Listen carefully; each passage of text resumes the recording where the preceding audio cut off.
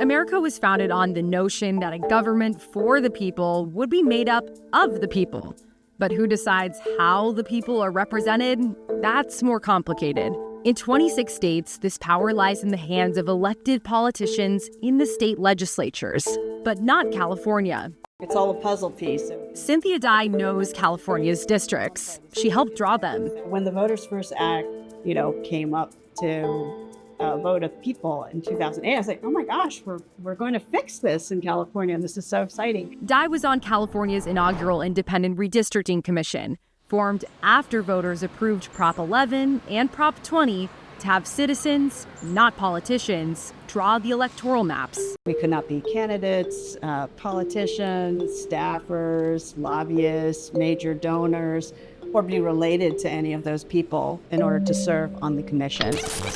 The effort largely driven by then Governor Arnold Schwarzenegger. Gerrymandering is the worst thing that ever happened to politics. A political outsider who quickly grew frustrated by how manipulated maps impacted the government's business, and he was determined to put an end to it.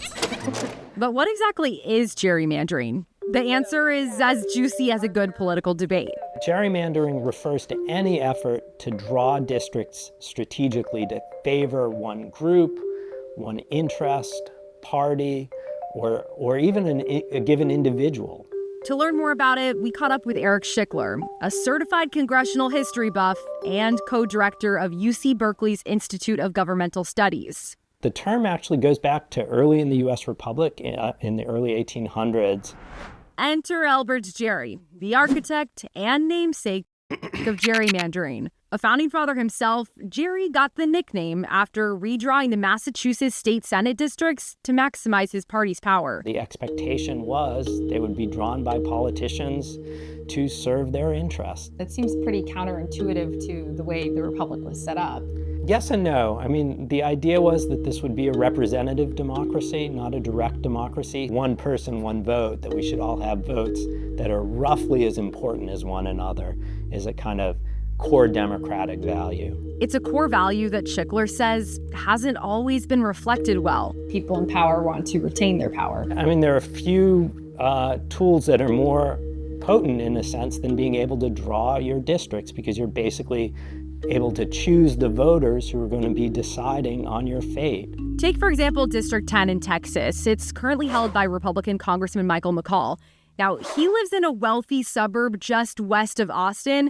But his district burrows around deep blue downtown Austin, hitting some of these suburbs north of the city, and then it stretches all the way east outside the suburbs of Houston. Blue states gerrymander too. Looking at District 13 in Illinois, it's currently held by Nikki Budzinski, who lives in Springfield, the state capital. It was a pretty fairly even district until the 2020 census.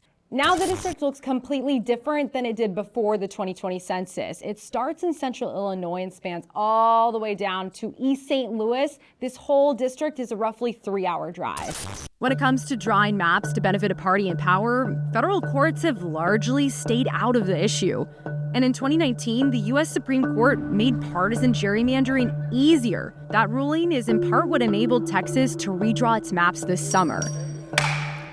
54 ayes, 83 nays. Texas's new congressional maps are designed to boot 5 incumbent House Democrats out of their seats to help the GOP retain its slim majority after the 2026 midterms, all at the request of President Donald Trump. I think we get 5, and there could be some other states. We're going to get another 3 or 4 or 5 in addition. Texas would be the biggest one. Donald Trump, you have poked the bear, and we will punch back. Prompting California politicians to push to do the inverse here to help Democrats if voters approve the changes in Proposition 50. You cannot save democracy by torching it. But Dye, the Redistricting Commission member from earlier, strongly opposes this gambit. She says gerrymandering is gerrymandering, and she doesn't believe it belongs in California. If you fight fire with fire, everything's on fire at the end.